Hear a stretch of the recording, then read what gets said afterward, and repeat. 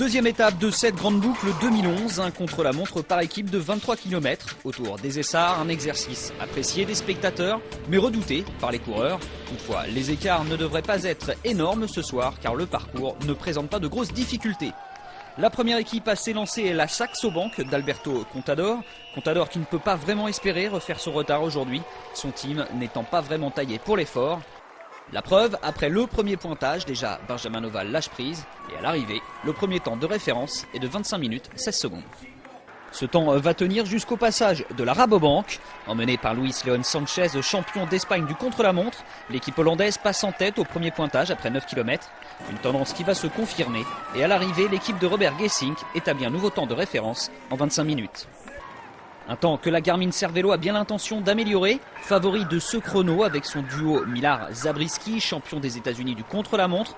L'équipe US améliore déjà de 7 secondes le premier intermédiaire.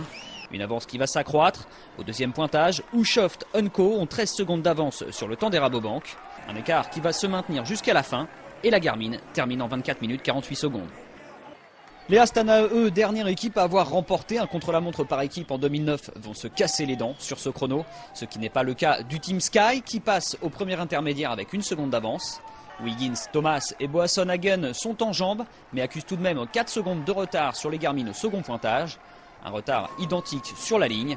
Guerin Thomas ne sera pas en jaune ce soir. Les Radio Shack vont partir moins vite que les Garmin, idem pour les HTC.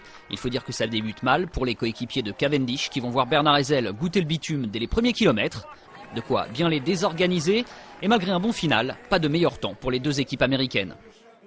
Maintenant, seuls les Léopard Trek d'Andy Schleck, les BMC de Cadel Evans et les Omega Pharmaloto du maillot jaune Philippe Gilbert peuvent encore espérer faire mieux que la Garmin. Mais l'illusion va être de courte durée pour le leader du général qui voit son équipe passer avec 26 secondes de retard après seulement 9 km.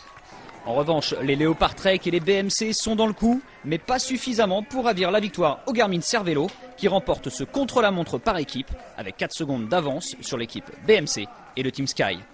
Le maillot jaune change donc d'épaule ce soir aux Essarts. Le nouveau leader du général est norvégien et il s'appelle Thor Hushovd.